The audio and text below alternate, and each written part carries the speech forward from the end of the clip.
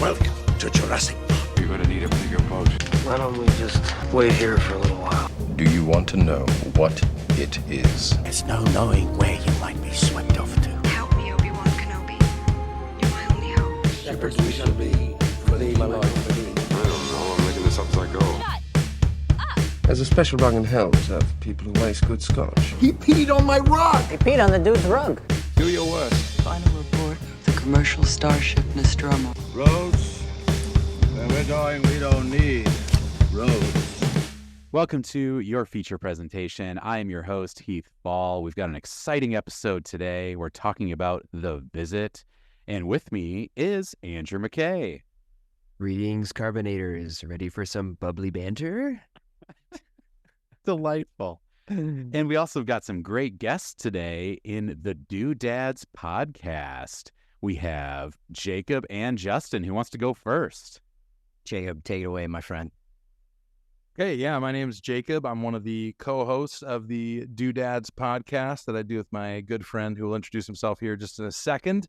But super pumped to be on this today because already we kind of like talk about movies pretty naturally on our podcast as well. It's not the main thing of our podcast, but we end up talking about movies a lot of the time. So this is just like a match made in heaven right now. So I'm pumped for this. Beautiful. Super pumped. It's a bit of a reunion. So I'm Justin, and Heath and I went to college together way back in the day. I just found out Andrew and I are neighbors, basically, essentially, right? Like backyards. Mm-hmm. And Jacob and I, we've worked together. We've gone through all the range of emotions, love, hatred, all that towards each other, and somehow we ended up on a podcast together. Hatred part's still true? Is that true, Jacob? That would be news to me then, and it makes not bad. Beautiful. Much love between all of us. And we found out that Andrew and I are both pour over coffee snobs. Yeah, it's true. Yeah. Do you hand grind? I haven't hand ground since I was like 19 years old. I think I do have a conical burr grinder. If you're watching the show on YouTube, you can see me point right here. Yes. Gotta have the burr. I have one of those as well. I also conical burrs. Sometimes. That's tight. I like that. Yeah. Just like it's hurts my wrist, you know? It's a lot. It takes like way longer than it should. Yeah. This is a weird thing about Andrew, but it's really cool, is he's the best pourer I've ever seen in my life. Oh, yeah, this is like accurate. It's like threading a needle. He's like, actually, this is a really weird skill I have. And he'll like grab like a cup and pour it into like an open can. I'm like, and just perfect. It's just, whoop. It's just, so just anything into anything. Dude, yeah, my ability to pour liquids from any container into any other container is astounding, I will say. Man, what has that done for your life? I don't use a lot of paper towel. That's not a lot of cleanup for anything, really. You save a fortune in paper towel. Dude, yeah. I was gonna say I need Andrew. I need you whenever we have like around Christmas we get like a real tree, and so you gotta water that bad boy, otherwise it dries out too much. And I'm that dude that every single time I go to put water in it, I'm like, spill it on the glass, on the carpet. Like I can never do it, man. So I need you. I need you for that. Okay, I'll come to your house. I was gonna say you guys can totally hang out now too. Yeah. Just found out you live in the same city. He's pouring that so perfectly into the base of that tree. Oh yeah. Get a video. Astounding. Oh. And Andrew is not like, he's not lying. It's a beautiful thing, and I think it's just a gift. I believe it. And he has that confidence about himself in that, and it's only in that though. The confidence for anything else doesn't exist at all. Down the drain. Yeah. Just straight down the drain, actually. Perfectly, but it's perfectly done. Awesome. But yeah, so me and Justin went to college together, and I started my podcast. I think I saw like you say something about your podcast at some point. And then when I started my own, I was like, oh yeah, I forgot they started one too. And I listened to an episode, and then you guys brought up like 3 or 4 movies. And I was like, we just got to do one together. So yeah, we're going to talk about that. It's natural. It's really, like Jacob said it, like we, at some point, whether we mean to or not, we end up on movies, whether somebody quotes something or we've, when we were working together, we saw many movies together, including this one that we're going to talk about today. So I'm excited for it. Yeah, so you guys chose the movie, and I think it was me and Andrew's first time seeing it. Yeah. So I'd love to hear, from the Doodads. What was your experience seeing this? So you saw it in theater? Yeah. Let's just hear about that experience. What was your? I feel like Justin's going to be the one to tell it. Oh, I actually think he's maybe frozen right now. Ooh, classic. Is he frozen? I think he is. Well, I'll lead into it and give him time here. So a little bit of backstory on why this movie is probably so significant to us in our friendship. Something that we've talked about on our podcast many times. One of my top fears of all time is scary old women. Whoa.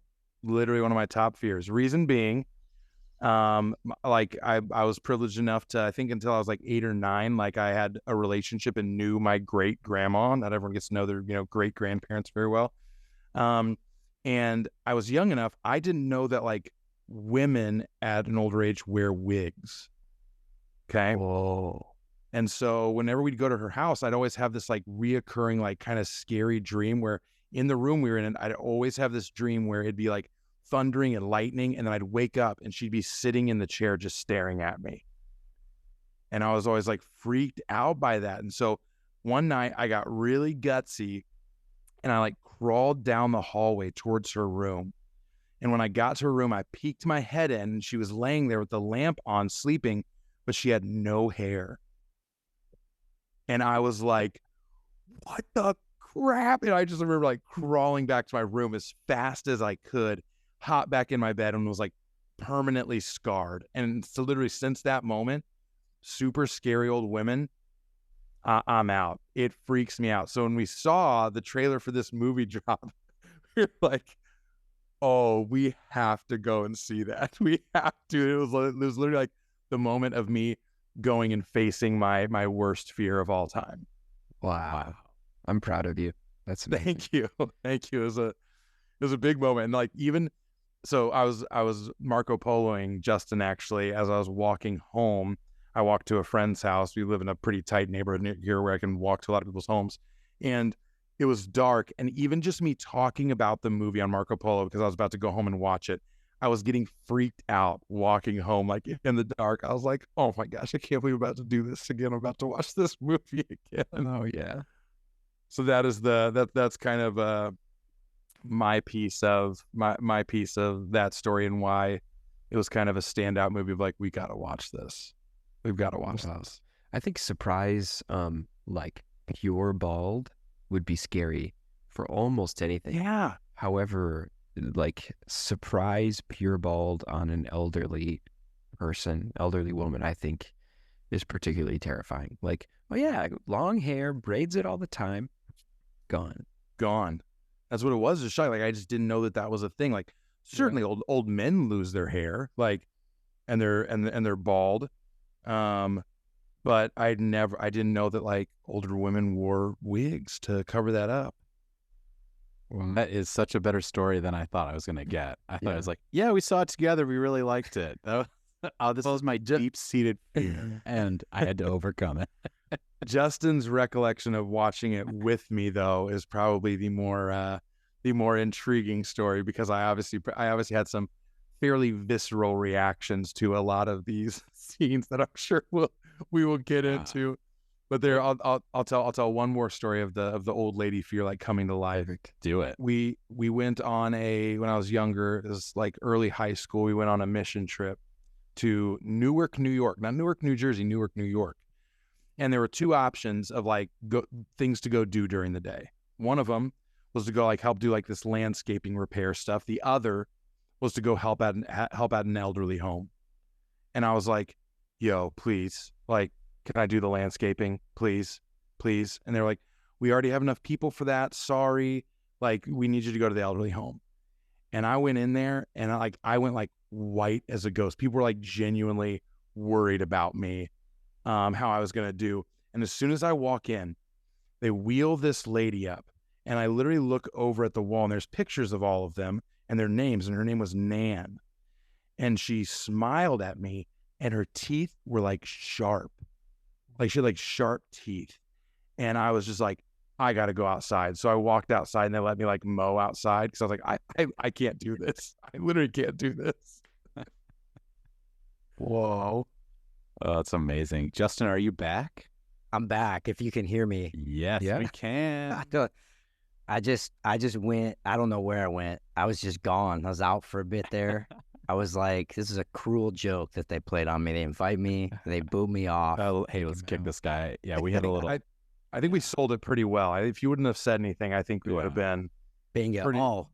Pretty seamless. Well, should have kept my mouth shut. But I did come back in on Jacob's story that as soon as I heard like 2 words, I knew right where it was at. So the best part was it froze with you kind of like hand on your chin. I was like, oh man, he's really thinking hard. He's just like, impulsive, man. I'm gonna need a beat. You're like, he's stoic on these podcasts. Well, sweet. So yeah, I was gonna say, Jacob said that he wants to hear you say his reaction. That you saw him watching the movie. Yeah. Yeah. They heard my side of it and the backstory of me being scared by old women, and so perfect. You can go into it. Perfect. So when the trailer came out for The Visit, I think we both shared it with each other, and I'm like, dude, I gotta see this with you in particular. Like, I gotta see this with you.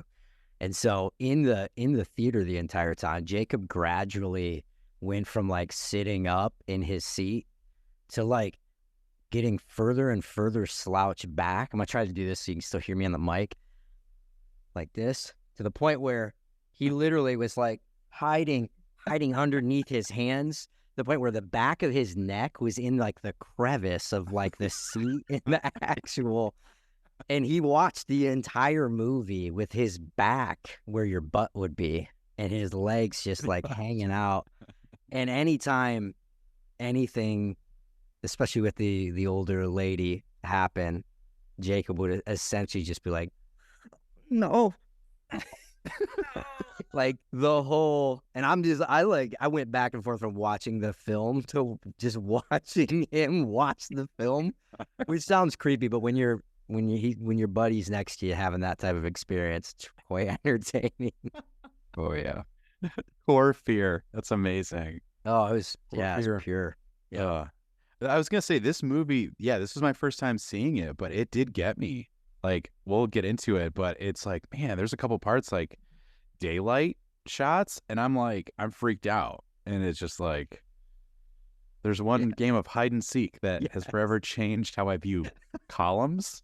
Yes. Yeah. And hide and seek. Yeah. Crawl spaces. Who goes under there anyways? Yeah. Like, why even go under there? Anyway, sorry. Also, those are the biggest like pillars for like a crawl space I think I've ever seen. It's like, we should raise this house 5 feet on these 100 pillars. Okay, cool.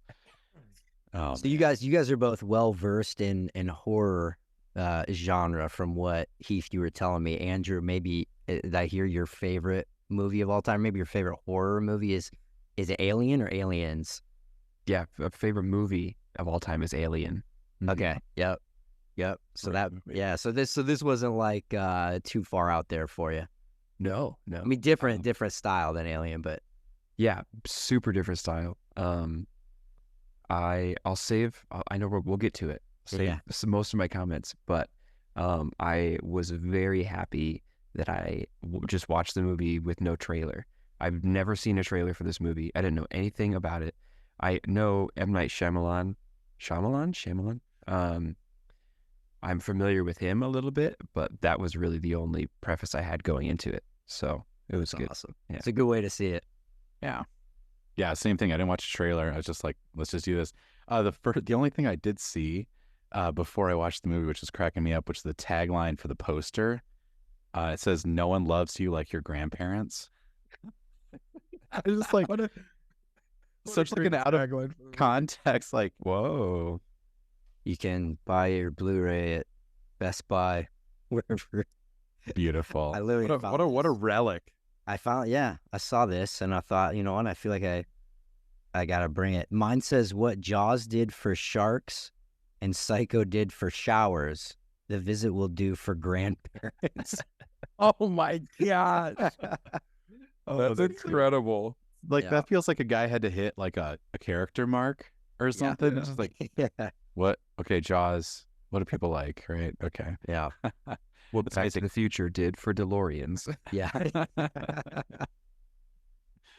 Amazing. So before we jump into the actual movie, the Doodads, I think I would love for you to guide us through the proper drinking of a Mountain Dew. Absolutely. So you guys do Mountain Dew reviews, and they're amazing. So yeah, why don't you just lead us through? We all got our Mountain Dew Baja Blast, and if you want to drink your Mountain Dew Baja Blast as you listen to this podcast, that's how you do it. So Yes, yeah, indeed. That's right. guide us, gentlemen. Take us through, Justin. Yeah, so we kind of take a moment to just like let it all soak in. You look at the can, it brings you back to that first time you had it at Taco Bell, right? The original.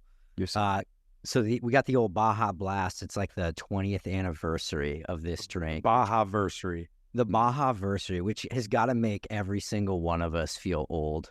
Yeah. To know this has been around for 20 years. But Jacob and I, we typically just get right into it. But we kind of like hold it up to I feel like you guys should join us in this.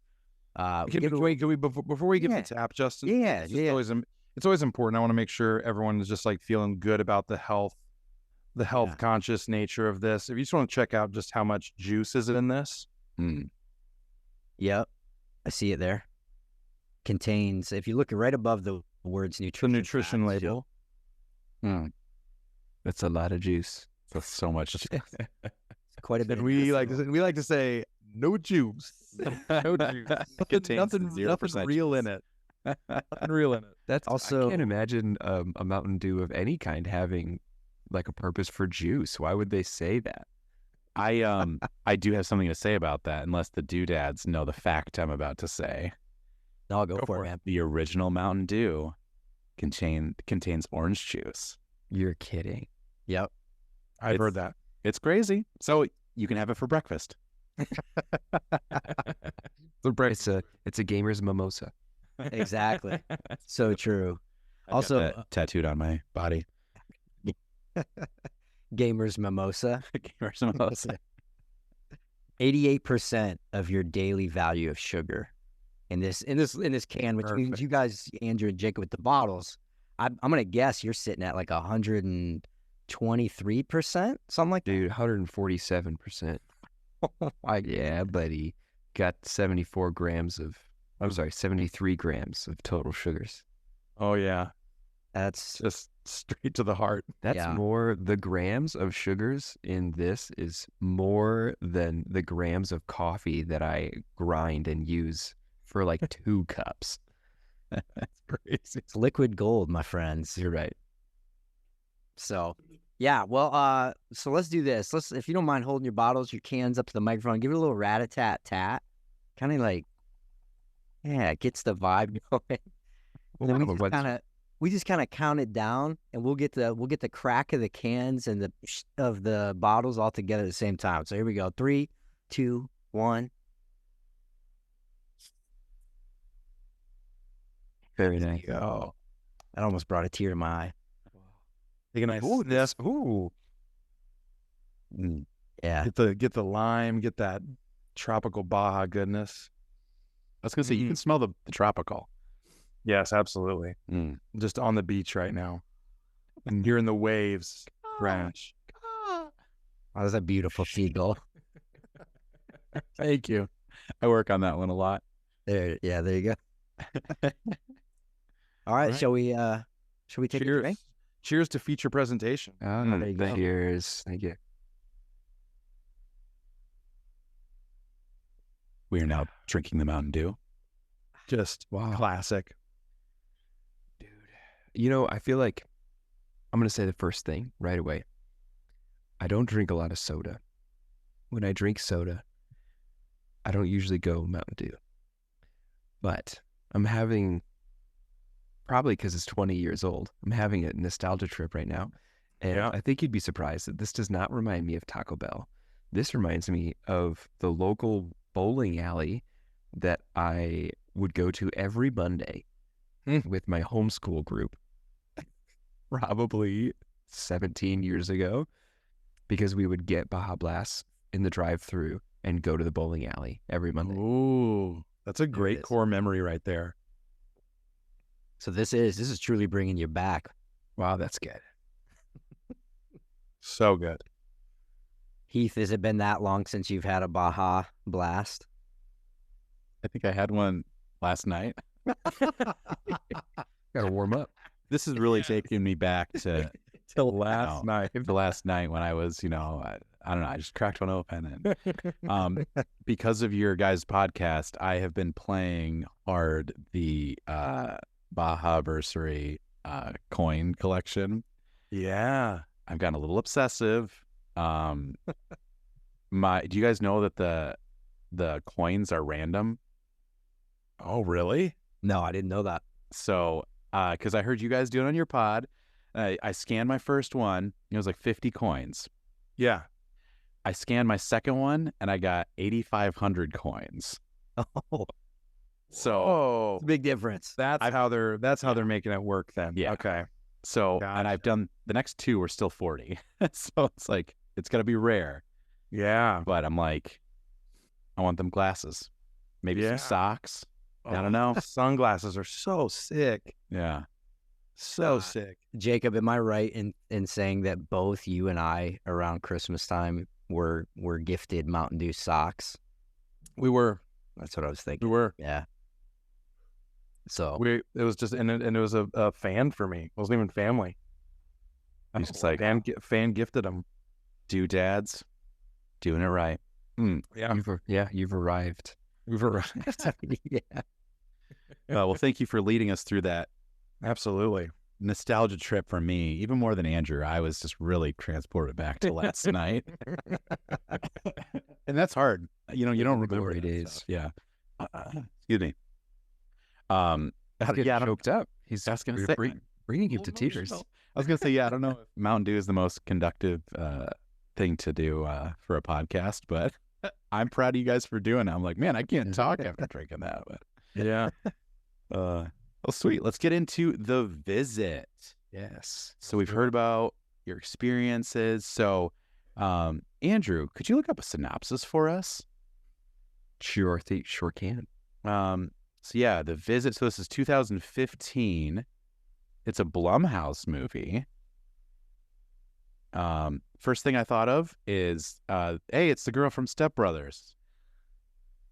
Catherine Hahn. Yeah. Yep. Uh, Absolutely. Great get as the mom. And Agatha from WandaVision. yep.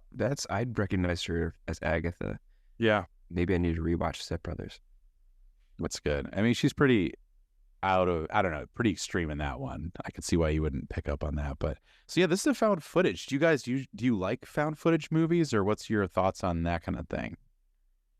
Oh man, I think they kind of hit their like stride or their like time where like they were coming out all the time, and I feel like that's where it got watered down and they became, I don't know, like Blair Witch Project was kind of probably the first that like maybe not the first, but like the first one that I feel like kicked off like a stream of these movies coming out. And so at a certain point, I thought they started to get really dull and obnoxious with the amount of releases that it was no longer like a thing anymore to be like, oh man, like I feel like I'm picking up what they're laying down with like making this found footage. So I would say overall, I think there's a few diamonds in the rough. I think there's a lot of rough when it comes to found footage movies.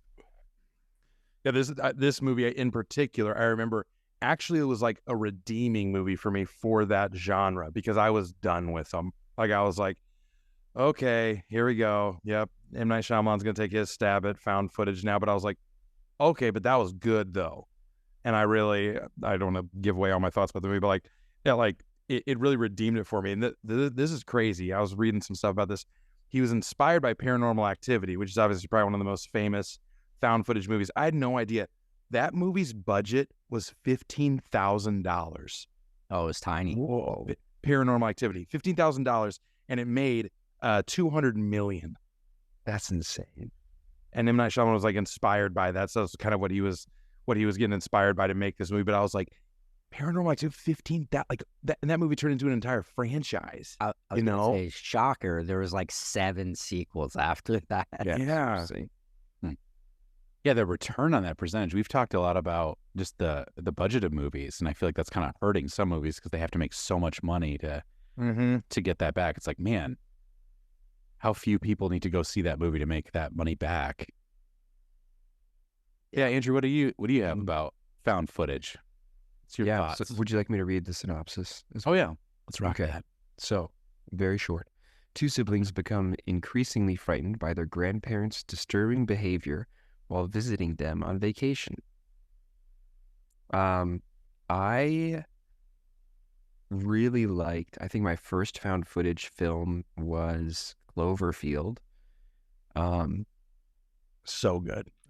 Yeah, I think obviously there's Blair Witch Project, which is probably in my opinion, the best executed found footage like horror thing. I think maybe found footage is like best in horror. I can't imagine it being like effective in a different genre.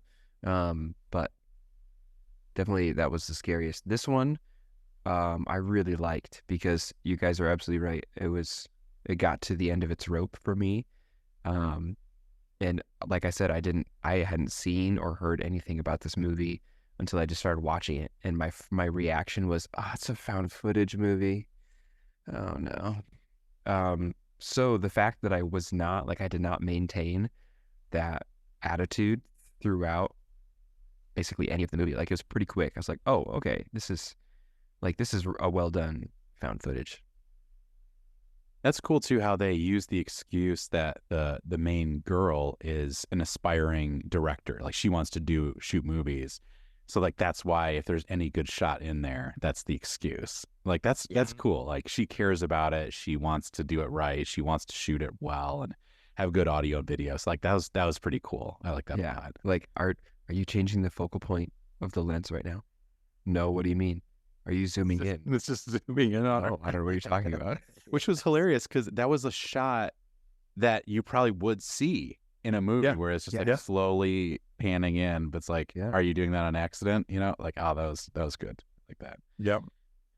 And this was, I mean, to go along with just the found footage thing, this was M. Night Shyamalan's lowest budget studio movie ever. And they filmed in 30 days.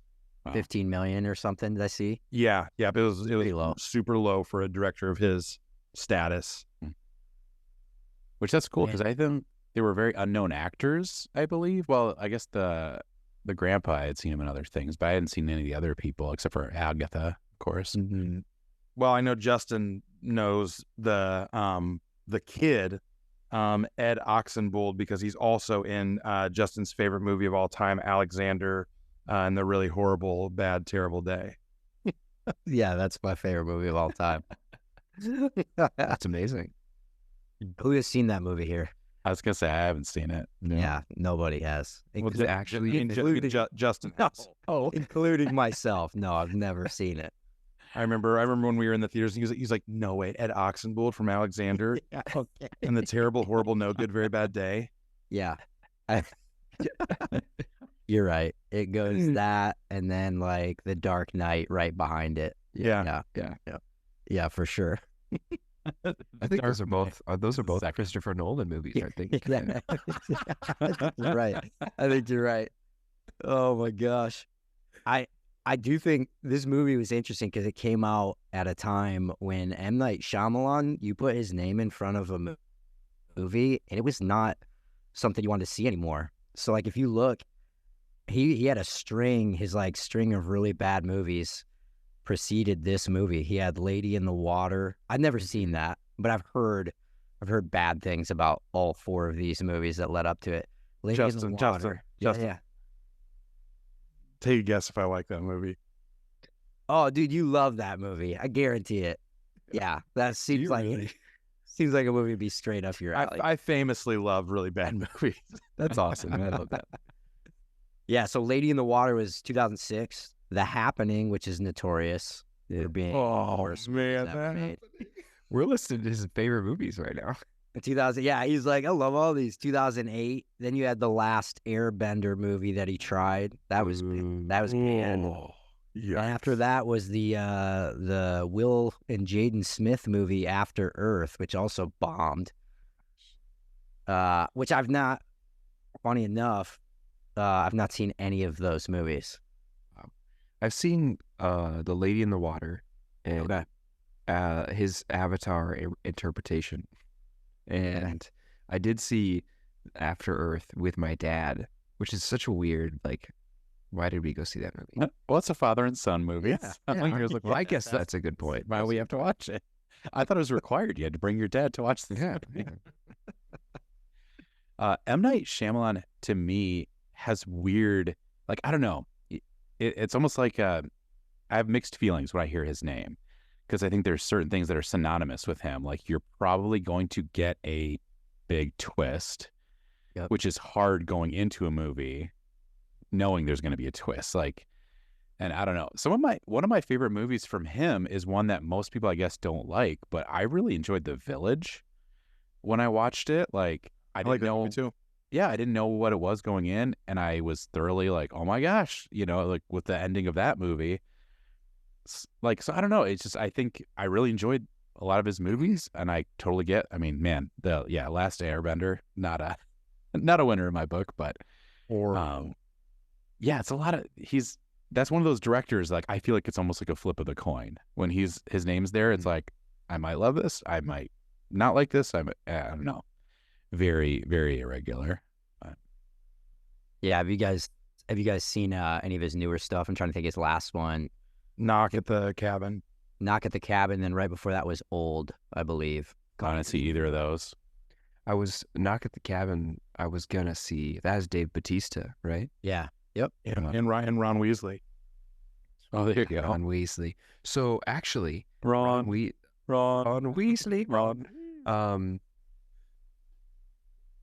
Yeah, I was gonna go see Knock at the Cabin.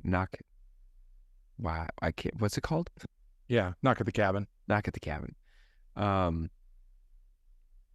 can't remember what kept me from it, but Dave Bautista and Rupert Grint, there's his name. Got it. In a horror movie, super intrigued me because Rupert Grint was in an Apple TV series called Servant. That's a little like thriller-esque.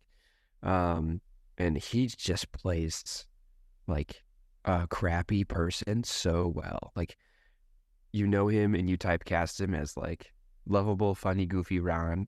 Yeah. He plays like so many different characters well. Like, it's actually a really good actor. And so that was the pull for me. The pull for Knock at the Cabin still isn't necessarily M. Night, but it's like the actors that he's working with.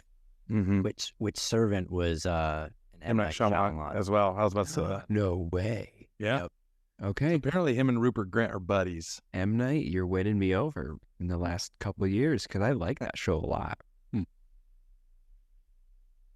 Wow. Okay. So initial, like, how many times have you guys watched this movie? Twice? Yeah. Yeah, same for me. Yeah. So okay. Jacob and I must have been the same. So we saw it in theaters, and then I rewatched it 2 nights ago for this. Same. Okay. Yep. What are like initial thoughts, if you can remember back the first time or recently? Like, you start the movie, the mom interview has happened, and now you meet the kids. Like, what are you thinking? One of my first thoughts was, oh my gosh, Justin's going to be so pumped it's Ed Oxenbould because he loves Alexander and the Really Terrible Very Bad Day. And so immediately it's like, I know that he's going to love this. I could remember some of the scary old lady business, but not all of it. And so as soon as she was walking and projectile vomiting, I was just taken right back to the first time seeing it. I was like, oh my gosh. Like, because here's the thing. I'm also like quite a bit of like a germaphobe. And so you're literally combining 2 things. Scary old people doing the grossest stuff in the world combined together. And I'm just like, this is an actual nightmare. Like, this is an actual nightmare. And so as soon as that scene happened, I was like, oh my gosh, what am I doing right now? What am I doing? It was jarring. very jarring. Be honest, were you like slinking, like on your second viewing, were you doing the same thing? Were you slinking back in your chair? No, I Blanket I wasn't over your slinging, but eyes? I watched it with all the lights on. Yeah. Did you? Nice. Did you? Yeah. Yeah, watched it with all the lights on. I will say one of the first things that drew me in, and I remember this with both. I love that kid just like freestyled multiple times in the first like 15 minutes of the movie. It was just wonderful. That was a big part of the movie. I was surprised. Yeah. Like, oh, we're going here again. All right. Yeah. Yeah. Like, oh, here. Okay, he's doing it again. All right. That How one was the rewatch for you guys? Like, that's interesting to me because I do feel like a big part of it is figuring it out. Yep. Like, how was that rewatch? Yeah, for me, it was interesting to watch it a second time, it being a couple, more than a couple years later, knowing what the twist is, which we obviously, I'm sure we'll talk about shortly. But so like I felt, Jacob, I'd be curious if you felt this way, but I felt like as I was watching it, I was just picking up on things that like you're sitting there going, man, like I totally whiffed on that the first viewing, and it seems like more obvious. But obviously hindsight is 20/20. So I kind of enjoyed watching it a second time, looking specifically for those things that are kind of like little hidden giveaways, right, toward the ending. And so it was cool for me for that piece alone even. And I felt like it held up, to be honest. Like I didn't feel like it lost any gusto just because I'd already known how it was going to end. I really enjoyed it on the second watch. Yeah, this movie definitely connected with me too. I'd love to hear your take, Jake, too. I was just gonna say, like, this was definitely a movie that's like I didn't pick up my phone. I was just like Sunday afternoon, a kiddo and wifey are sleeping, taking a nap, and I'm just like, all right, here we go. And yeah. What a great Sunday watch. Right. Just get home from church, snuggle up on the couch. Watch an old lady projectile vomit everywhere. Yeah. Jeez. I kind of felt similarly. Like, literally one of the notes I took was the reaction to the grandparents meeting those kids is already so sus. I feel like at that age I would have been so sketched out already. Like they were not overly happy to even be seeing them when they first met them, and I was just like, ugh, like already, because like I won't give it away either, but I think this movie does do a fantastic job of like, I mean, especially if you saw the trailer, you see the tagline, whatever it was, like this is like this does for grandparents what Jaws did, whatever it was. But like, you know that there's gonna be some problem with the grandparents, but like you think that that's the thing the whole time. It's like, no, we're gonna figure out what is happening to these grandparents, not what actually happens then. You know, it's like, what is wrong with them? What's gonna be the, like, they're gonna go in the basement and find out like, oh, that's why they're acting weird. But obviously, like, that's not even the thing. I think they do such a good job of holding that tension. I never questioned in watching it. I never questioned that those were the grandparents. Like, never entered my brain. Yeah. I was like, at most, I was like this. They joined a cult, possession. Like, I never questioned that those were the grandparents. And same. So the whole setup of this movie is, that the daughter is estranged from them, and the kids want to go see their grandparents that they haven't seen in decades, like 10 years or something. I think that's what they said. And so, like, we're going to go hang out. It's like, I want to shoot this, and we're spending a week with grandparents, and then stuff starts to go awry. And I love how they broke it down with the taglines of each day. Like, I wrote down every time. It was and it helped me remember the days of the week. So I've always struggled with that. But yeah, so it starts off with Monday, and then the shed. It's the first time we see the shed happening. Oh, man. Yeah, I immediately jumped, like, you see creepy old guy, the shed, and I go, dead bodies, for sure. Yep. Or, like, animals that he mutilates for fun, because it's a Monday. But that, I think, was the first time that there was any sort of, like, maybe aggression is too strong a word, but, like, standoffish, like, weirdness from maybe either, but definitely the grandpa. Like, yeah, because he literally like, specifically says hi to him twice, and he's just like deadpan stare, and he just like, and walks away. And I was like, ooh, okay. And that's when I was like, okay, both grandparents, or maybe it's just Papa or whatever, that is like crazy. But they do an interesting thing where they like cover each other's butts to their grandkids. Yeah. Where it's like, oh, yeah, Papa's always really weird about his shed, old man stuff. And they go, oh, okay. And then when Grandma does something weird, Papa goes, oh, old women just throwing up at nighttime, walking around. Yeah, so that night is the first time something really crazy happens. Is they see her projectile vomit. Yeah. Yes. Which in hindsight, I was like, oh, she's just throwing up. Like there's no, oh, she's possessed by the devil. It's just like, right. She's just throwing up. She's just having a bad night. Yeah. And honestly, like, I think as we progress through the movie, I'll let you know when this changes. But at this point, this is maybe 20 or 30 minutes into the movie, and I'm disappointed. I'm like, oh, okay. They're going to be serial killers, like possessed, or like their grandparents are just going to be messed up. And that seems disappointing to me. Like just to go visit the grandparents that you don't know and have them be like just terrible people. Like that's not really interesting. So like saw the vomit thing, saw the weird interaction with Papa at the shed. And I was like, at this point, I'm like, oh, they're killing people. Yeah. Like I was like, this is so predictable. Like, so it ages well. The movie watches well. Yeah. Yep.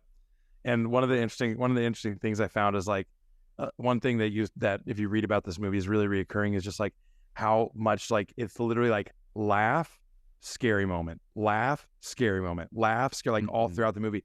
And I guess he actually made 3 cuts of this movie.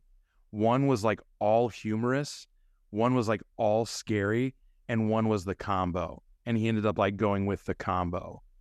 Wow, that's out of those 3 cuts. And I'm like, I think it was like the perfect thing of like having like best of both worlds. Like that little boy is just like the funniest troll throughout this movie. Like there's one of the scary nights, the grandma was like sprinting through the house with her arms behind her back, and then there's a scene where he's like, hey, who am I? And he's like jumping around with his arms behind his back, and it's just like he doesn't care.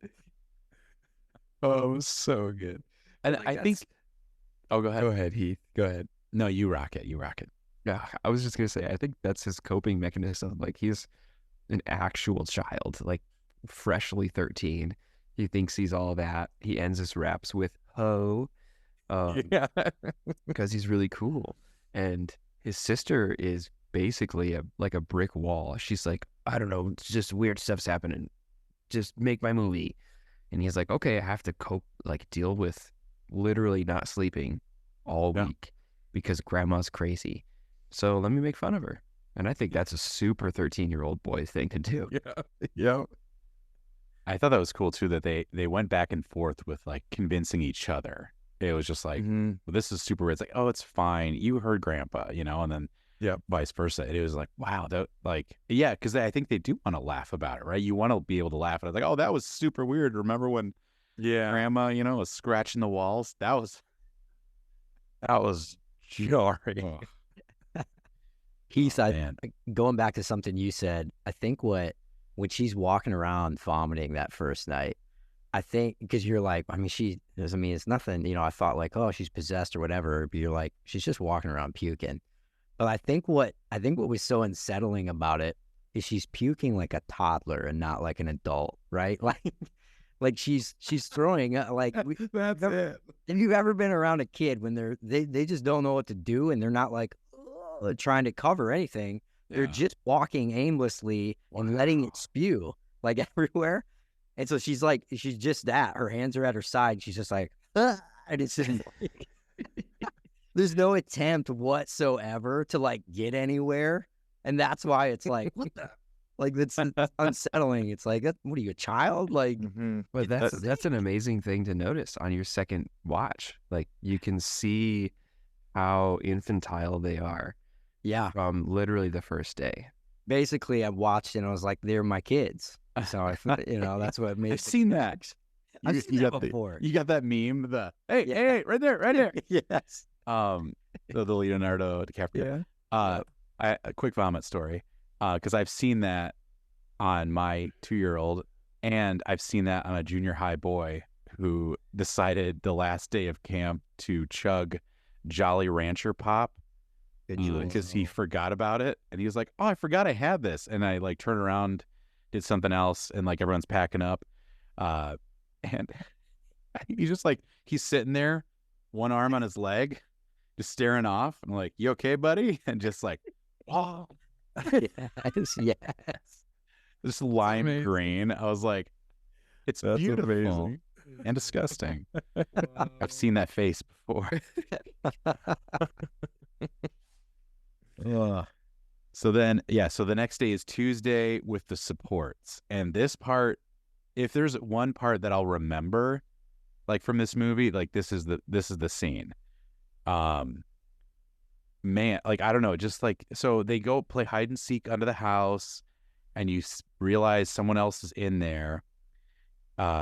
You see the grandma, and did you guys hear her? I rewound it. Mm-hmm. Okay. She says, "Here I go," and she just like lunges, like it reminded me like it gave me chills just you saying that. I think she said a couple times as well, and She like something like that. giggles. She's like, "Yeah, I'm gonna get you." and it's this old lady gallop. I guess She is galloping. She is moving. That was what I noticed this time. I was like, who can do that? Like, who can crawl with that speed? Like, it was crazy. Yeah, the honest, like the hip mobility, like the hip flexor mobility, to get your hips low enough to be next to your ankles, and then also have your arms like, and you're like, It literally reminded me of how Gollum moves in Luan, like at times, like when he's moving fast. Like it was like that. It was. That's a good comparison. Really good comparison. But those daylight scares, I feel like always get me too, because I'm like, this isn't like, I feel like it's so cheap. Sometimes it's cheap in movies to have it so it's like you can barely see what's there, and like it was a lot of angles, like going around pillars, and you couldn't quite see, or the shot when she's like holding the camera, and because she's looking, and you can slowly see the grandma coming up behind her, and then oh, creepy. It got haunting. I feel like that when the daylight scares happen, that one in particular, while she's like chasing her around, I found I knew, it's the grandma. Like, that's grandma. Obviously, you can hear her voice. You're like, yep, that's grandma. But you don't see her face, and it's daylight. So when they come, the scariest part for me wasn't the chase. It was when they come out, and I was like, this is literally grandma's house.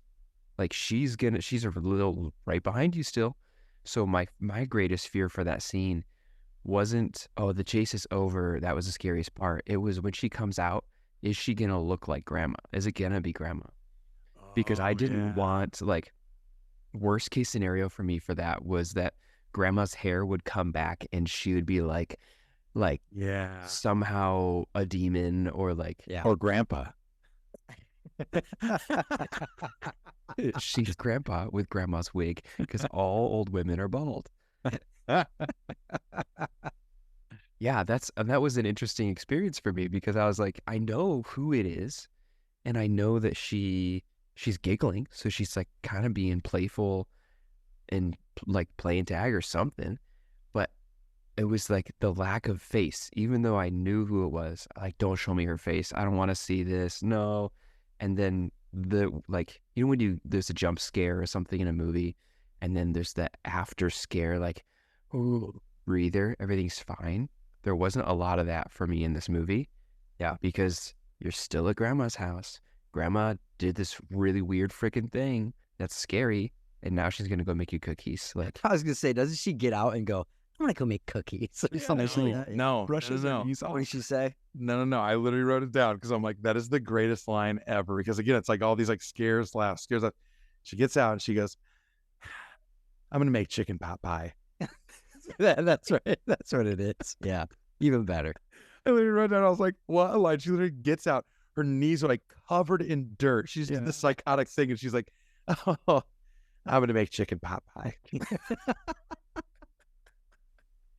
I love that. I love that moment too because it feels like so much gaslighting. Because like the kids are like, "Well, I guess it's fine. She was playing with us." Like you could almost see them rationalizing it. Like, "Well, she was playing with us. Like I took it. I was scared, but she was playing. We were playing hide and seek. Like because they don't know her, right? Like that's why it works. It's like, oh, maybe she's just like really goofy, crazy like this. Like that's why it works. Yeah, classic grandma stuff. Yeah, and they're probably thinking about that pot pie. Yeah, that's right. Heath, as a parent, are you sending your kids to meet their grandparents they've never met before, and you don't make sure that they even arrive at the right place? Like that. If you think about that, like the mom sending them was just kind of like, I'm going off on this cruise. Like, good luck. Yeah, I love it. Yeah, she kept sending them video clips of her dancing. Yeah, just like so weird.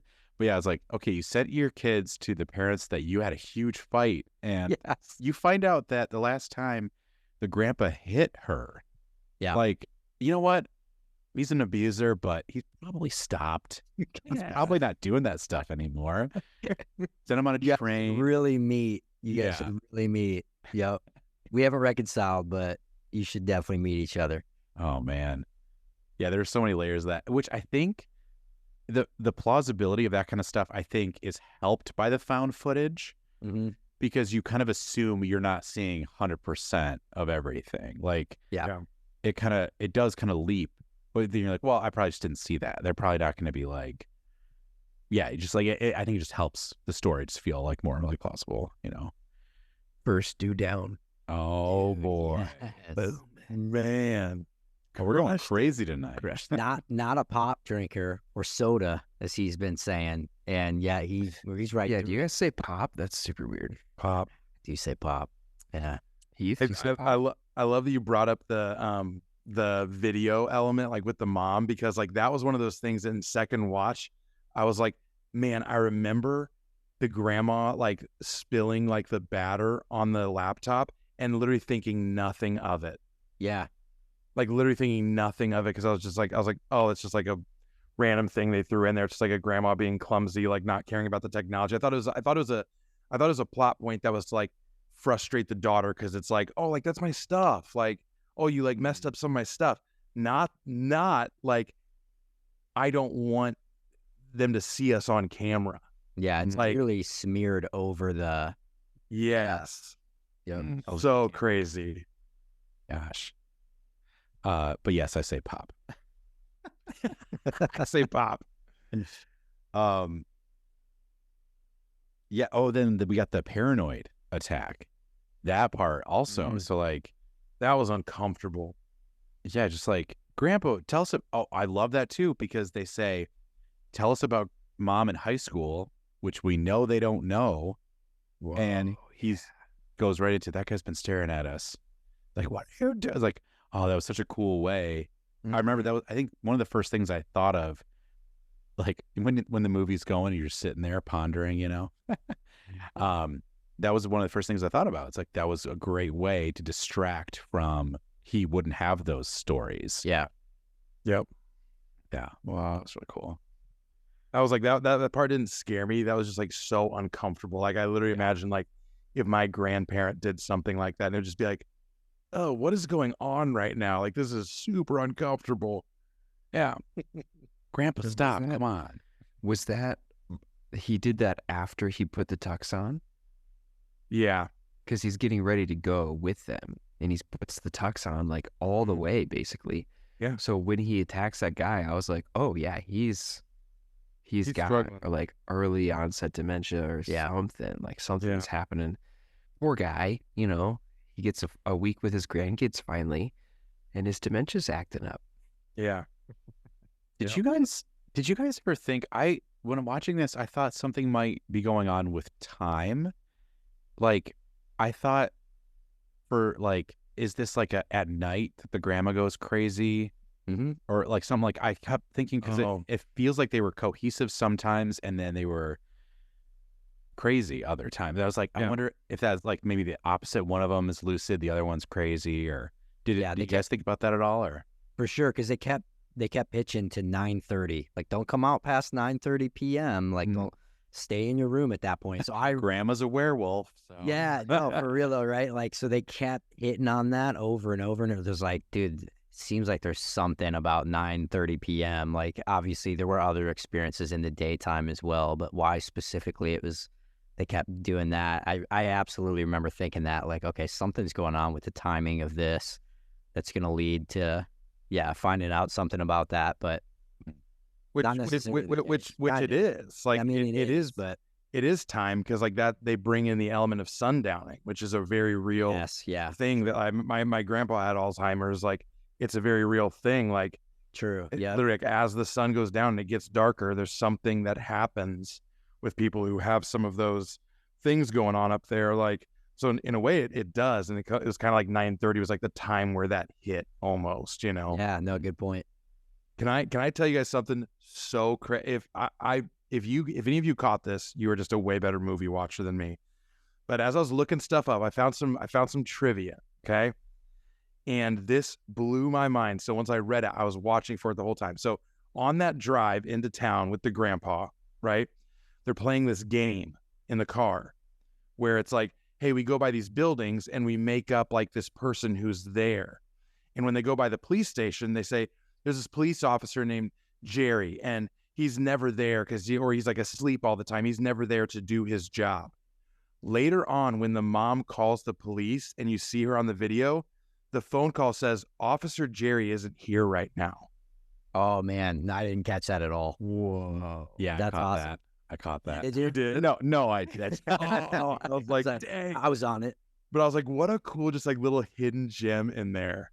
That's amazing. Yeah, it's really cool. And then they make that clip about like that small town, and that's awesome. I never thought about. I never did not connect that. That's amazing. Yeah, I felt like on that drive, maybe I'm wrong on this. I felt like on that drive they actually drove by like the elderly. They did. That they escaped from. Psychiatric hospital. They did, yeah. He I'm thinking that. Yeah, he points it out. Yeah, they were like, "Oh, that brick building is like a shoe factory," and then he goes, right. "No, that's the hospital." Yeah, that's right. Yep.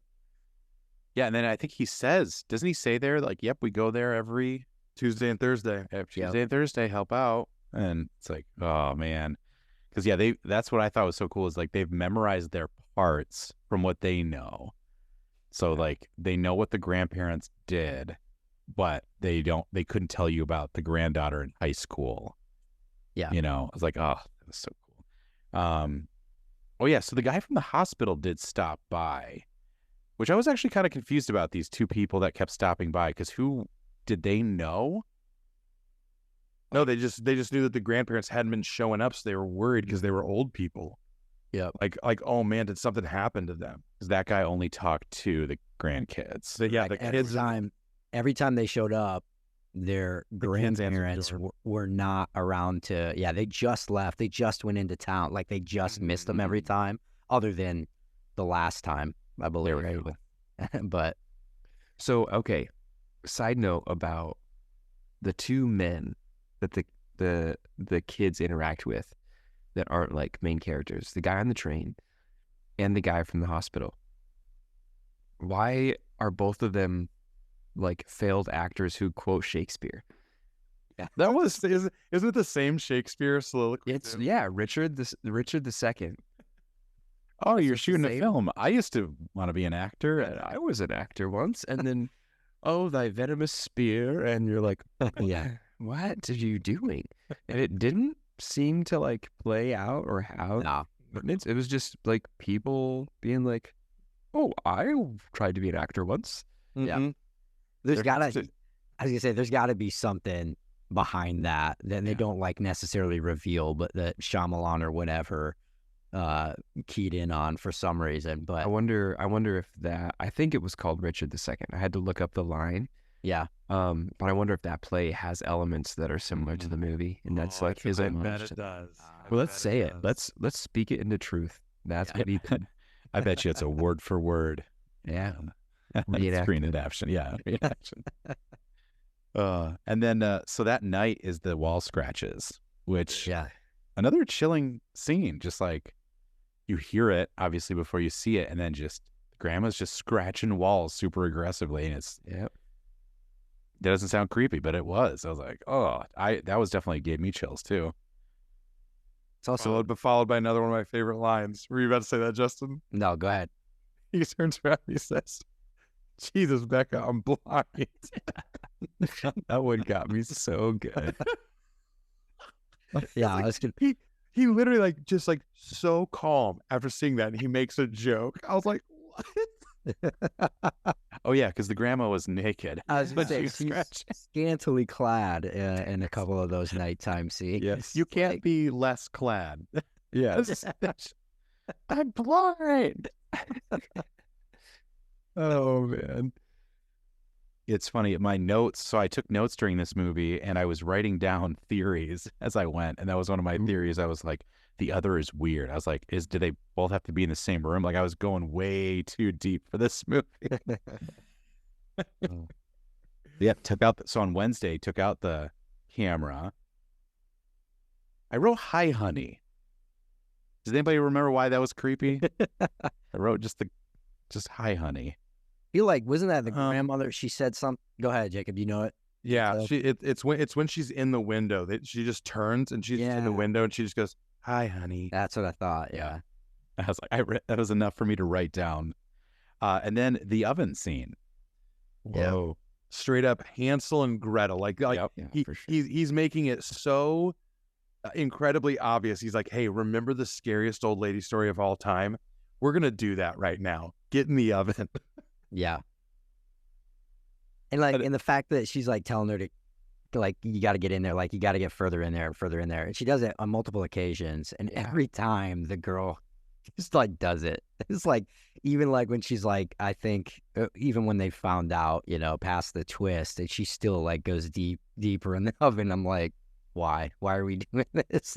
Also, I'm not an oven expert, but how deep is that oven? She's not that small. I know. Full on, Yeah. get it. I couldn't, like, my shoulders, I don't think would fit in our oven. Like, Yeah, it's like a super oven. Yeah. Did you see that kitchen? It was an amazing kitchen. It was watched- an amazing kitchen. I watched Really this movie was. with my wife, and when that wide shot of them in the kitchen, as soon as it hit the screen, my wife goes, "Ooh, I love that kitchen." I was like, "Dear, this is a scary movie." did anybody have the thought when you were watching it the first time? As soon as that oven scene came on, I was like, if this movie ends with them being in a pie, like, I'm out.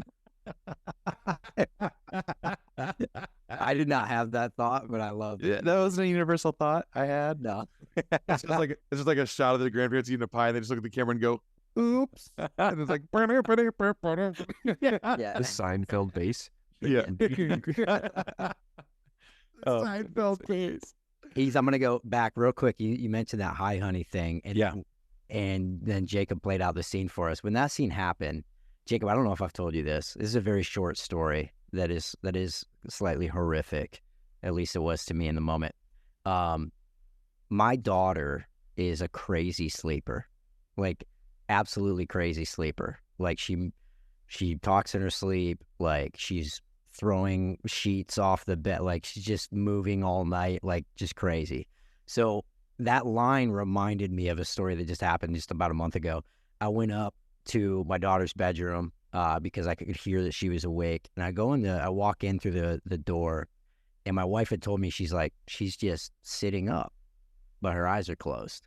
Like, because she's such a crazy sleeper. My daughter's 6, but we still have like a monitor because she's just a nuts sleeper at night. And it's like, they got like a balcony and stuff. So we're just like, let's just keep the camera a little longer than usual for her because she's so crazy at night.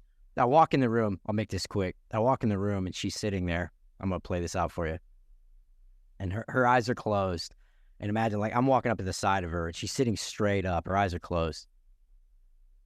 And I just go, I'm like, Lila, wake up. And she literally, like the "Hi, honey," she goes like this. She goes, or I go, Lila, are you awake? Oh, are you awake? And she just goes, yes. like that, like straight at me, and I'm just like this is my own daughter, and even I'm like, it's freaking me out, and so I'm like, you need to lay back down, and she just goes, okay, like get back like that, and that whole scene of like, hi, honey, like it was exactly like my daughter was talking when I went up there like a month ago. So good memories. It brought back. What? It's like a peek into like adolescent mind. Yeah, yeah, exactly. Maybe is the next part or the part after we're getting to. Yeah, I have a similar story. I'll tell you quicker. So we were coming back from vacation, and we were staying with friends, and it was, I think our daughter was 6 months old. So we call it a trip, not a vacation, because we didn't sleep the whole time. She was new place. Yep. She was like, I hate it. And so we stayed with our friends, and that was the first time the whole week she had her own room, because how they were set up. Vacation, we were all like, the three of us were all in the same room, me and my wife and my daughter. So this is the first time we were able to put her in her own little room. So she was, obviously she's exhausted too. So the next morning I was like, oh, she slept through the night. Obviously we didn't have a camera. We just had like an audio monitor. It's like, she slept through the night. She's good. Our daughter has never sat up on her own before. I walk into her room, open the door, and she's sitting up. And I was like, she doesn't know how to do that. I was like, and I immediately look around for like, did somebody prop her up? Did somebody come into this room? It's like, sit up your child. Also, she's 6 months old. She doesn't really talk. And I was like, Lucy? Like she was going to answer me. Is that you?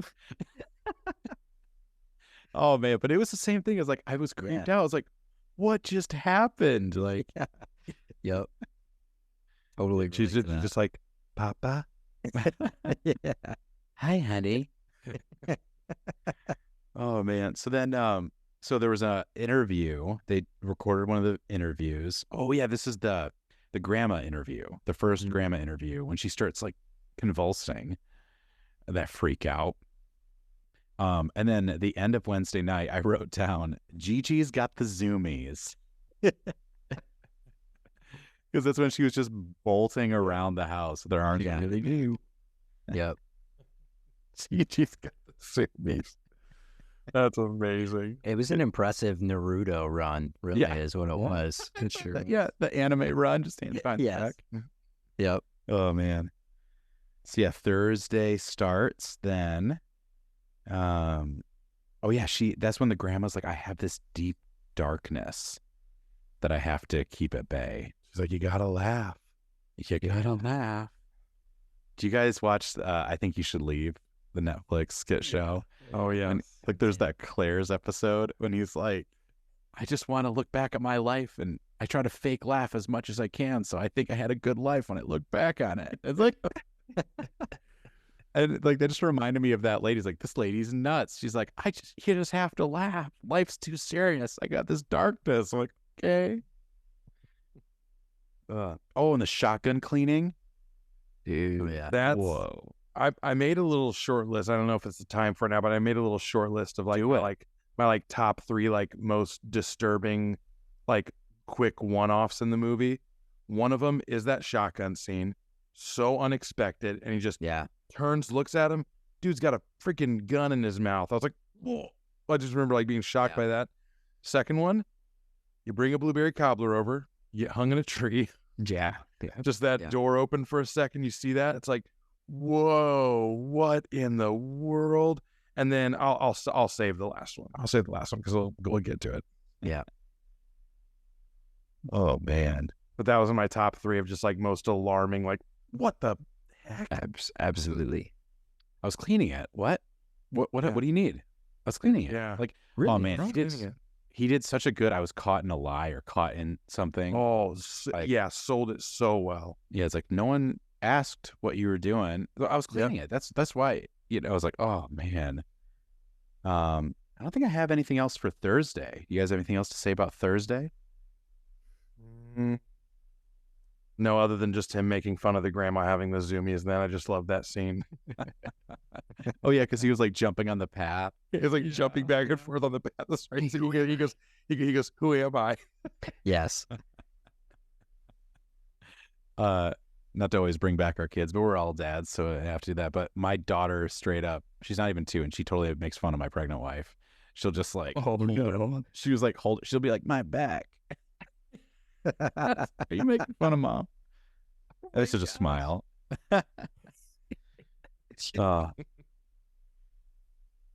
Top tier comedy, Lucy. Right. Yeah, she's pretty funny.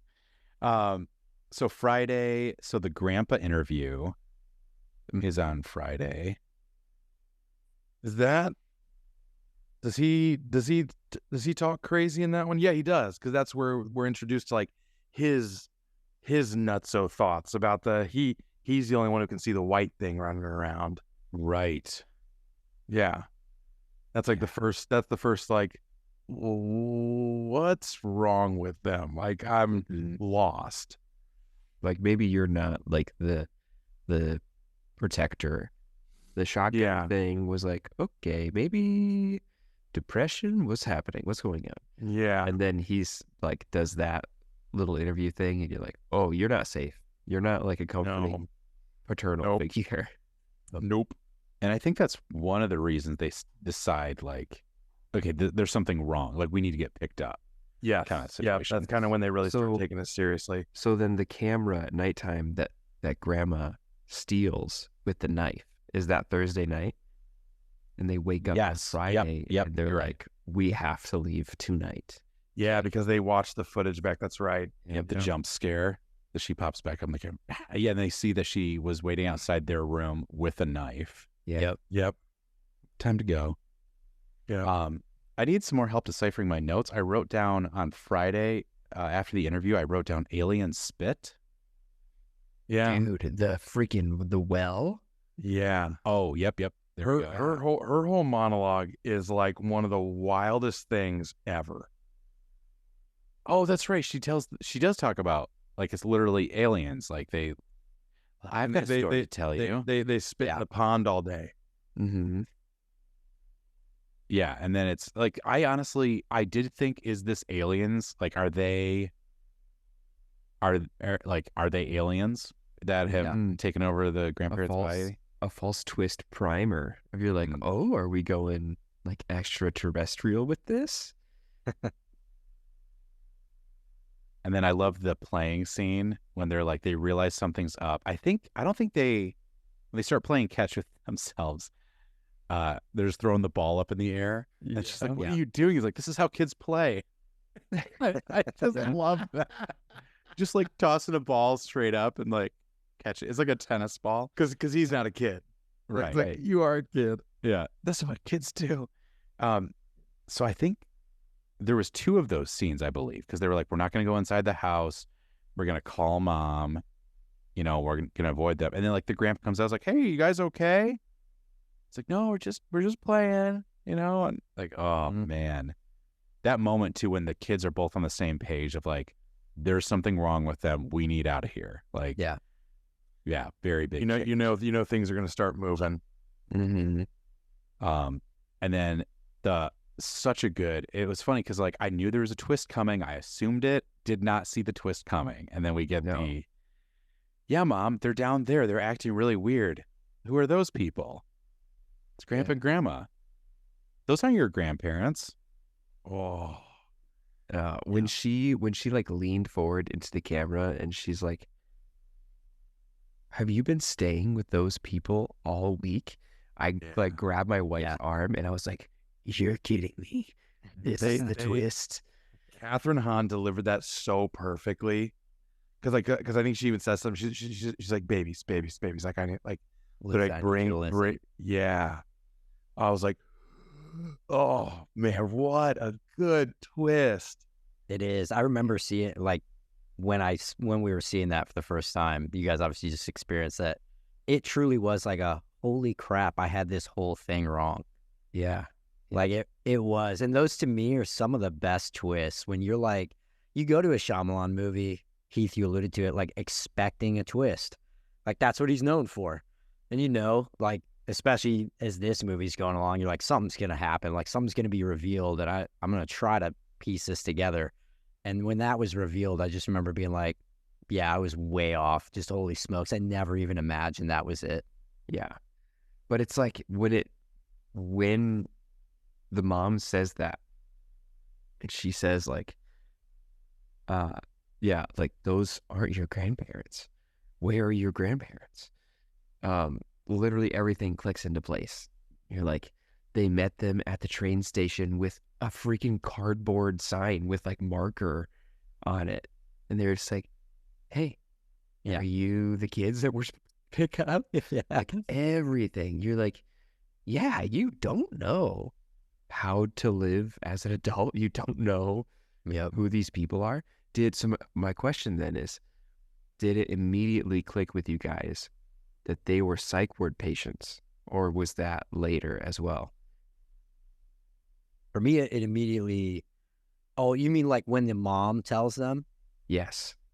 No, that it didn't. I mean, I think it didn't click for me until obviously they find the real, or the daughter or whatever, the granddaughter finds the real grandparents, down in the basement or whatever, and they see obviously all the evidence of like their psych ward outfits that are sitting in there with them and stuff that they'd taken off. Like that's when it really, like, that's when that piece clicked for me. So to answer, I still didn't realize that piece of it until later. Yeah, I didn't either. I feel like there was a scene. Wasn't there a scene though with like where they like saw like a newspaper like clipping? Yep. Or something. Was it maybe like in the stack of garbage or something? Like I'm not good at picking up on things in movies. Like they have to literally show me what they're talking about. It was, I don't remember if it was a newspaper clipping or if it was an offhanded comment. I think it was. It was the guy. It was the guy. It was the guy. He was like with everything going on over there. Yes, he alluded to like, hey, haven't seen your grandparents since such and such a date, and with everything that happened on Saturday. Yeah. Down at the hospital. And so I saw like mom had that reaction. Those aren't her grandparents, or those aren't their grandparents. And I remember that, like the guy saying that, of like, everything going on at the hospital. And the lady that showed up shortly before, the first time she visited, or wait, no, it was the second time, because she's arguing with them outside. And I flashed back to that argument, and I was like, she knows them. She's from the hospital. She was talking to them aggressively, arguing, but she knows who they are. And something happened at the hospital, and I was like, Annette, that's my wife's name. I was like, Annette, they're like the grandparents' patients, and they freaking took them over, like took over their lives. Oh, it was so good. So good. I thought you were going to say, Annette, we're turning this off right now. And I didn't finish the movie. Yeah. We're done. And I love, because it sounds crazy to say this, but I feel like it's even scarier knowing those aren't the grandparents. Like there's something about like, at least they were related. At least they were grandparents, even though they maybe have gone crazy. But now that like, we don't even know who they are. Like, it's just like whole other level. The level of fear for the kids skyrockets. Oh yeah. Mm-hmm. There's no more relational buy-in. Like you're absolutely right. Like, well, they're crazy, but like it's grandpa. He'll never hurt me. But it's a complete stranger who broke out of a psych ward. Well, yeah. There's not even a hint of, well, they don't wish me harm. Yeah. Yeah, it's gone. That's gone. Yeah. Gone. Yeah, one of my favorite, probably my favorite scene, which leads up to, I think, Jacob's third piece that he wrote down that we haven't talked about yet. But I think my favorite scene of the whole movie, I love awkward tension in movies. I love awkward tension or shows. So like you think of, I don't know if we're all The Office fans around here, but you think of the dinner party with Michael and Jan. Why did you say that? I have soft teeth. Yeah, like, or Scott's Tots, even that episode. Like, there's so many, like, the awkward tension, and so they know that these people aren't who they thought they were, and now they're being asked to play a game with them. And that whole scene with the game for me is just like, oh, the awkward tension of that. It's so palpable in that moment, and like the grandpa's getting mad like throughout it, and you're just like, ugh. See, he's working with strategy. Come on, let's do this. Like freaking Yahtzee. Who says there's no strategy in a dice game? Is that the girl? Yeah, I think so. Yeah. Yeah. Doesn't the grandma shout Yahtzee? Or is that just something my heart wanted? That happened, right? No, the grandma does. Yeah. Yeah, she like slams And she has, her mouth is coated in powdered sugar with tons of cookies stuffed into her mouth. And she goes, Yahtzee. That's the awkward tension I'm talking about. Like, I love that stuff so much for some reason. Well, because that's the moment too where there is also no more regularity from them. Because like the whole movie, it's like there's a little bit of regularity, a little bit of crazy. At that point, they are just full on the mental patient version of themselves. Because he's like, I'm the game master. Everyone in the lunchroom says so, and she's like, who says that? And like they're just like full blown crazy at that point, and you're just like, me out of this. Yeah. And then did you? I giggled at this, like his stomach gurgle when he poops his pants. Yes. Yep. I was like, oh, there's. Oh yeah, we didn't even talk about comic relief, dude. we did. Diapers. Yeah, yeah. I assume I assume that was your third piece, Jacob. Was the. No, my third piece is what he does with the diaper at the end. Yeah, the diaper gourmet. That's what I'm talking about. Yeah. Do you guys care if I just describe it? Do it. No, go ahead. I really want to describe it in detail. Close your eyes. So you learn. You know how when you're wearing a diaper. So Andrew referenced earlier, like, what's in the shed is it dead bodies. You end up finding out that the grandpa is incontinent and he hides all of his poopy diapers in the shed. It's funny to say. He has a poopy diaper shed. And and he, in the midst of Yahtzee, just completely shats himself. And he ends up taking the diaper off, walking over to his not grandson, and shoving the diaper into his face, coating his face in feces. And I wrote down, that is one of the top 3 hardest moments of a movie for me to watch ever. As both a germaphobe, I don't like talking about poop or poop jokes or anything like that. It's just the worst thing ever, maybe in a movie. I cringed and looked away. Like It was a jaw-dropping moment for sure. Well, because he goes behind the counter and takes his pants off. You're like, whoa. It was a drawer-dropping moment. And because I feel like he was talking to me. He literally walks up to me and he goes, "You've got a germ problem, don't you?" And then he just goes, So you're like literally like internalizing it, personalizing it for yourself in that moment. I am.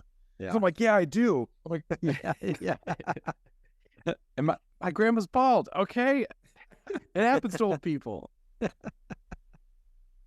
That for me was like the scene, that I walked away going, I don't think I'll ever forget that scene from this movie. No, never. And it was right before they played Yahtzee, but they did another oven scene. Yep. Where she full on got in it, and then she shut the door. It'll just be a second, and she shuts the door with the girl inside the oven. Once again, but man, again, that chilled me. And nobody even died that way. No, the oven was never turned on, but I was ready for it. I was freaked out every single time that happened. Mm-hmm. I was like, very unsettling, man. But that whole scene kind of results in what is, to me, like, I'm gonna be very honest. I did not have this reaction the first time I watched the movie, but it made me weirdly tear up. Maybe it's just the fact that I am a dad now. That scene of him, because we didn't talk about this, but the young boy does an interview where he talks about how he thinks his dad left because he didn't do good in a football game. Yeah. Yes. And the way that he ends up kind of taking down the grandpa is by tackling him, and he's like screaming at the top of his lungs like football commands. Yeah. As he's like arms. Yeah, as he's like getting emotional. I like teared up while watching it. I don't know why, but I was just like, whoa, like I didn't even remember that they brought that back into that. He's like literally like almost like redeeming this story that he's talked about. And I was like, oh my God, it's like this is making me emotional right now. Yeah. It was such a straightforward character overcoming something, but I think it worked so well because he was a kid and he was like, Yeah. I failed at this, and man, yeah, no, it got me too. That was a really like it's like, oh, He used that fridge door as a weapon, like he had done it before. Though I was like, "You're not a kid anymore. You are now." well, freestyling. He's had to close a couple heads and a couple fridge doors. Yeah, This street is rough, man. And so I am. Oh yeah, so they got separated. They found the grandparents dead in the basement. They found the uniforms. yeah. Then the poop face thing. My note just says poop face. Poop face. Poop in your mouth. I feel like that was such a funny little giggle I just had. But the mirror shard. That's something that always gets me too in a movie. Like when someone's grabbing that Yeah, glass. Yeah. Like She grabbed it, and I out loud I went, "Ooh, a weapon!" yeah. I will say, seeing that with Jacob, that I don't know if you remember this, but that was the scene again specifically for you. I think old ladies. That scene where she's locked in that room with her and she's like under the bed and stuff. That was like, I thought you're like gonna crawl right out of your skin during that scene. You made the strangest noises during that section. Her arms just continue to flail up and just like coming up on it with that. Yeah. Oh my gosh.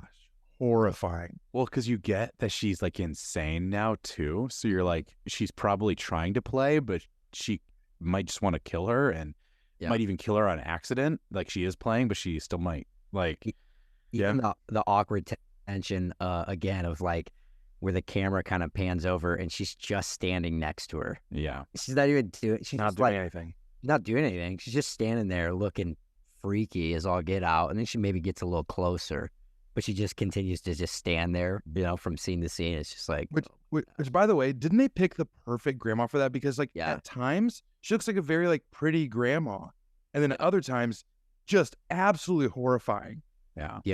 which is why I think she pulled both of them, but her in particular pulled off the dichotomy between the two. I mean, she's essentially playing two characters, right? Mm-hmm. And I think that's why she pulled it off so well. Like it really was. You could see her as sweet grandma one scene, and then the next scene, like out of her ever loving mind. And she did both really well. Yeah. And I don't mean this as a negative either, but I think the grandpa was a lot more of, he was very similar. Mm-hmm. Like he had some crazy moments, but he was always aloof. He was always, I feel like, kind of withdrawn, Yeah. and then, she did have that switch, that bipolar, like, Yep. just wants to make pot pie, Yeah. The other thing with that mirror, the other thing with the mirror scene, again, this is stuff I look up. This stuff goes right over my head when I watch movies, but then I like to look it up because then I'm like, whoa, that's so cool that they did that. With like both stories are redeemed by the girl and the guy, by the grandson and granddaughter, because she talks about in her story with her dad when she stopped looking at herself in the mirror. Ooh. Was when he left, and the way that she ended up then like conquering her is by looking at the mirror with her camera, seeing herself, and then breaking the mirror and like stabbing the grandma. Oh, that's a great full circle right there. Yeah. Moment. That's cool. Yep. Whoa. I also loved, if you guys noticed too, at the end when the last rap scene, she's looking in a mirror, combing her hair. Yeah. I just thought that was cool. It's like, Nice little touch. yeah. Yep. I got like 10 seconds into that last rap, and I turned the movie off, and because I was over it, and my wife goes, "Did you turn that off?" It was. She was like, "Did you turn it off, or did it just abruptly end?" And I was like, "I turned it off," and she goes, "Go back. That's part of the movie. We have to watch the whole movie." I was like, "The credits were literally rolling. It's over." She was like, "No, go back. We have to watch his rap. That's part of it." And I was like, "All right, you purist, movie purist, you." That's awesome. It's Which, so- by the way, can anyone say what his rap name is? I don't remember it. No. Every time anyone said it, I could never understand it. It sounded like it was T Diamond Stylist. Yeah, I think you're right. It was T Diamond something. Yep. I did Like love. a stylist is like on a Palm Pilot. Yeah. Hey, it was 2015. You know, True. BlackBerry was. Yeah, I was gonna say BlackBerry. Yeah. I did notice. Jumping back, I did think that was a great scene when he was like rapping for them originally. That it felt like grandparents watching their grandson rap. Like so much like, oh wow, okay, you're gonna be on MTV. You know, like such cliche. Like, yep. Oh man. All right, guys, I'm noteless. You have any more final thoughts? Anything to wrap up? I got a question that I just think is interesting.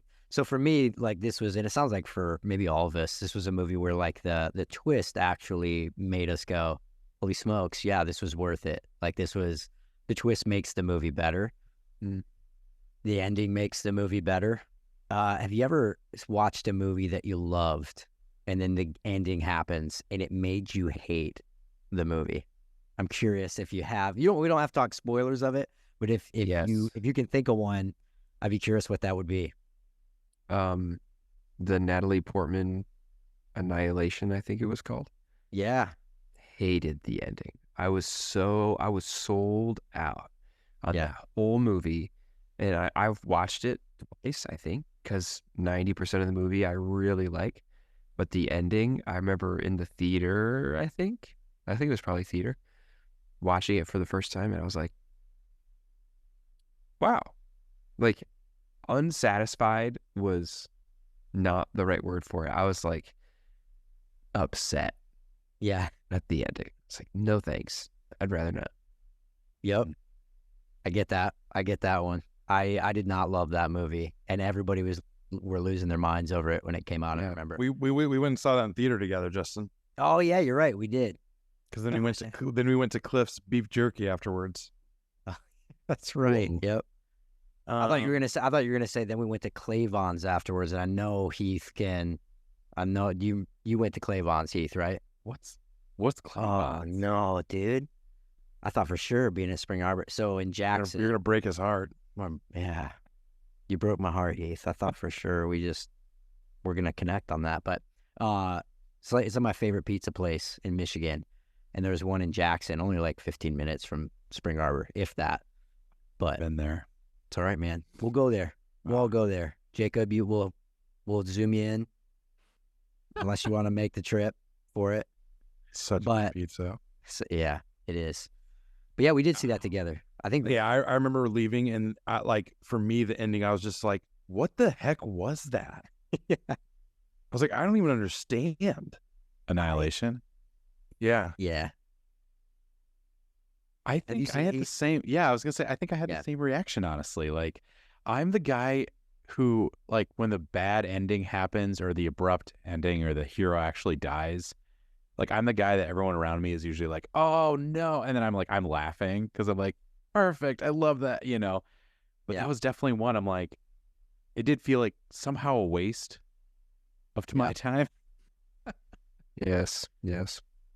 Yeah, like you could kind of piece, like I remember piecing together, okay, I know what that meant, but it was so like drawn out, that ending was, and there were pieces of it that I still to this day think back and I go, yeah, but what was that? Like, and I have no idea. I'm sure there's some really smart explanation for it, but I Andrew, like you, I kind of didn't care at that point, I think, and I was out. Nope, I read up on it, and I still couldn't understand what they were trying to do with it. Yeah. I'm just too dumb. There's a movie that is extremely popular that people love, and I'm probably going to get some hate, but the visual representation of the ending of the movie went so long, and it made me hate the movie. 2001. I knew you were going to say that. I knew you were going to say it. Turn your microphone off. Jacob, have you seen that? I've never seen it. Yep. Okay. I loved it. I was in. I loved the whole movie, and it was just like, it was basically, it was a going through a black hole, going through, and it was just so long and so, I get it. He's a brilliant filmmaker, but I'm like, I'm too stupid for this. I'm like, just end this movie. Yeah. Speaking of 2001: A Space Odyssey, have you guys seen the Barbie movie? I have not. No, I have. Really? The opening sequence of the Barbie movie is a shot-for-shot remake of the opening sequence of a 2001: Space Odyssey. Really? Yeah. Never Which is pretty guessed great. that. so funny to me. But obviously it's like Barbies. Like 2001 opens with like mankind rising from the rubble and like And then she created Barbie. yes, it like apes fashioning weapons out of rocks and bones, and that's the same thing that like Barbie's doing. That's awesome. Oh, That's actually pretty cool. You wouldn't. I mean, I haven't seen the movie, so obviously I know there's pieces of it that are actually, from what I've heard, super funny and make connections like that. But I would never have guessed that it would have made a connection to a movie like that. That's awesome. And that's Greta Gerwig, right? That directed that, and she's also doing the Chronicles of Narnia adaptation. Really? So the Netflix show. yeah, it's like, oh, we'll see that fancy. I can tell you my movie. Yeah. Oh yeah, let's hear yours. 500 Days of Summer. Oh yeah, dude. Never seen it. Yeah. And it was probably at a time. It was probably very based on a sensitive time in my life, and in late high school, college, where every single girl I liked did not like me back, and I hated that Zooey Deschanel just got to ruin Joseph Gordon-Levitt's life. Mm-hmm. Never any justification for him, and she got to be happy at the end, and he didn't. He just got to be heartbroken, and the movie's done. So you have seen Barbie? Yeah. No, It's basically the plot of Barbie. and literally, like, I was just so frustrated because the movie's so good and so fun, amazing scenes in that movie, and I was just like, and like now finally they're gonna get back together, and she's just like, no, I still don't like you, sorry, and now I'm gonna be with someone else. I was just like, you suck, Zooey Deschanel. Yep. Made me so mad. I'm going to continue the theme of, because like all the movies that have been brought up, Annihilation, 2001: A Space Odyssey, and 500 Days of Summer, were all like critically acclaimed movies, or even some award winners and whatnot. I'm going to continue that theme with my answer, and probably an unpopular one as well. For me, that was the movie Gone Girl. Oh yeah. The ending was so,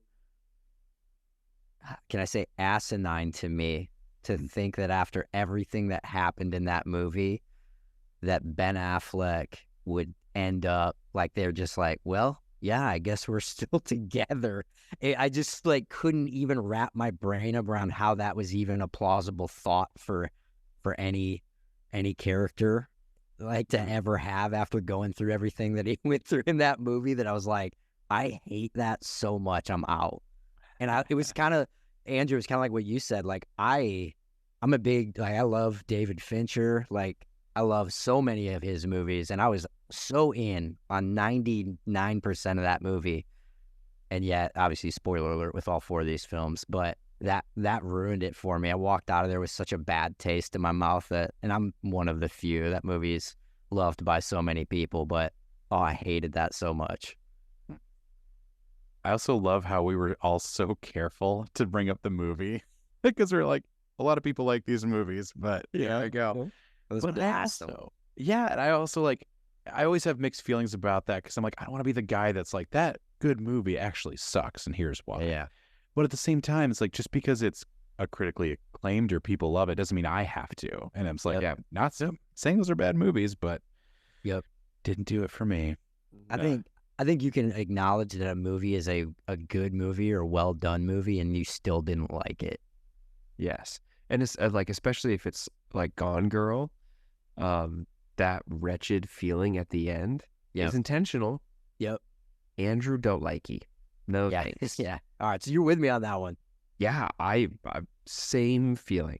It finished and I was like, yuck. Let's run that back. Yeah. Just like the last 2 minutes. Let's just reshoots. Yep.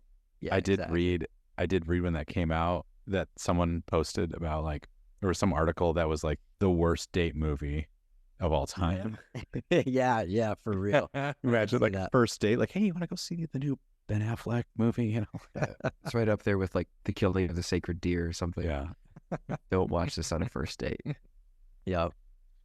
Awesome. Well, thanks for being on, guys. That was super fun. Just like talking the movie. Yeah. Should we wrap up any like, let's go around and say our best thrills of the movie. Just like just something that stood out, something that scared you, something that was like anything. I'll go first. I'll do, what'd she say? I'm going to get you. Which they Just leaping. Yeah. I'm going to get you. Get you. Like the way. I was Here I Come. Probably all of them. I think it was, yeah. She does say She's had quite a multiple. few. Yeah. Say, but even the inflection of her, like, da-da-da, like it felt like it Don't got do that. loud. Like, I freaked you out just now, didn't I? Yeah, you did. Yeah. I pooped my pants. Hey, don't put it in the shed. Yeah, I was gonna say the same thing. I'm with Heath. That to me is probably the most memorable thrill of it. And again, Andrew, you brought this up, but like it being in daylight and it's still landing, or you both said this, it's still landing while it's in daylight. And like we can all think back to a time, even like playing tag or we're chasing or being chased like as kids. And there is something to that feeling of like, dude, they're right on me and I can't quite escape. And your heart's just beating out of your chest. Like that scene just harkens back to those feelings even. And so that easily for me, biggest thrill of the movie. Yeah, man, biggest thrill moment that like makes my. I have one if you want a moment to think about it. Yeah, you go in. Okay, all right. I think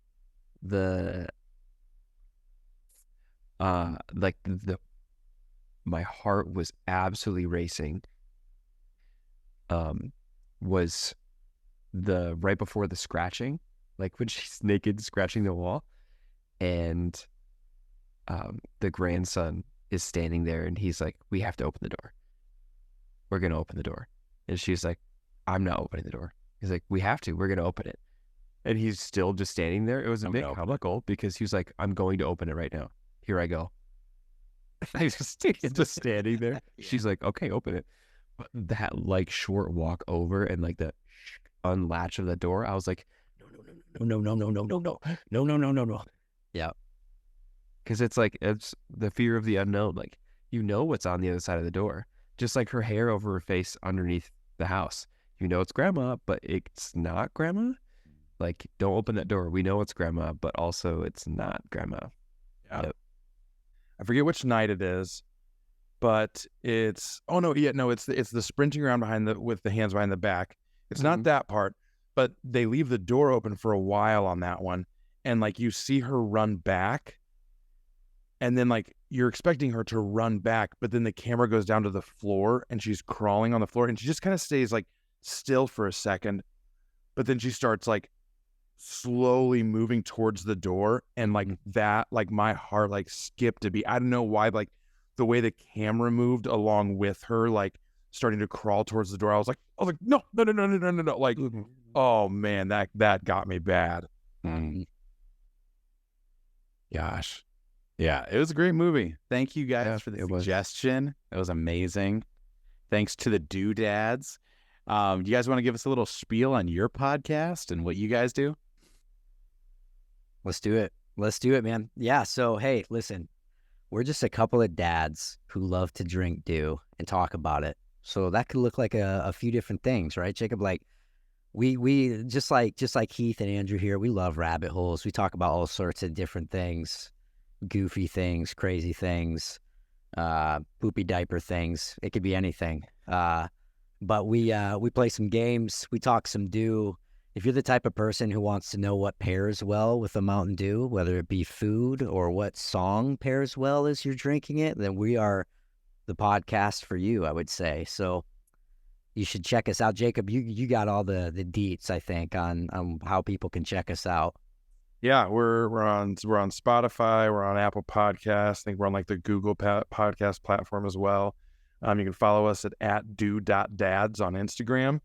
And yeah, it's a podcast that's purely there to like bring joy into people's lives. You're not gonna like come away having learned a whole bunch, but hopefully you smile, you laugh, and it's just a good time. People who don't even drink Mountain Dew enjoy the podcast. And I think one of the coolest things about it is we have lots of people who say it's rare you can find a podcast that you can listen to as an adult that you can also have on while your kids are in the room as well.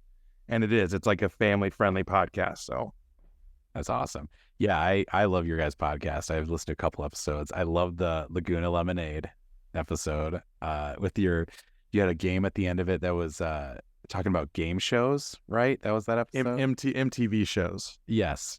Like reality. Yeah. I think it was Justin's who suggested the dog you have to date. Date my dog. Yeah. Give us a quick rundown of Date My Dog. Yeah, so essentially, like, MTV has all these wild reality shows, or at least they did, like, especially as I was in high school and whatnot. So we pitched the idea of, like, what if we, like, almost like Shark Tank style, we pitch each other ideas for reality shows that we could actually conceivably see MTV, like, picking up and playing. So Date My Dog, to me, was, hey, like, instead of like going on a blind date with a person, you actually take their dog out on a date and you have an entire day with their dog, get a pup cup, like go to the dog park, experience what that's like. And then by the end of the date, you decide for yourself, like, do I want to date this person based on my experience with their dog? So wild pitches that maybe MTV could pick up at some point. They're all gold. I laughed many, many a time listening to your show. So great job, guys. It's super funny. Andrew, you want to take us home? Yeah, for sure. As always, you can find us wherever you get your podcasts. Full video stream is on our YouTube channel. Subscribe there if you haven't already.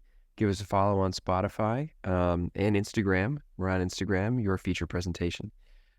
Anytime we post something, send it to people, message it to people, post it on your story, whatever you got, whatever we got. Thanks for listening. Go see a movie. Go see a movie.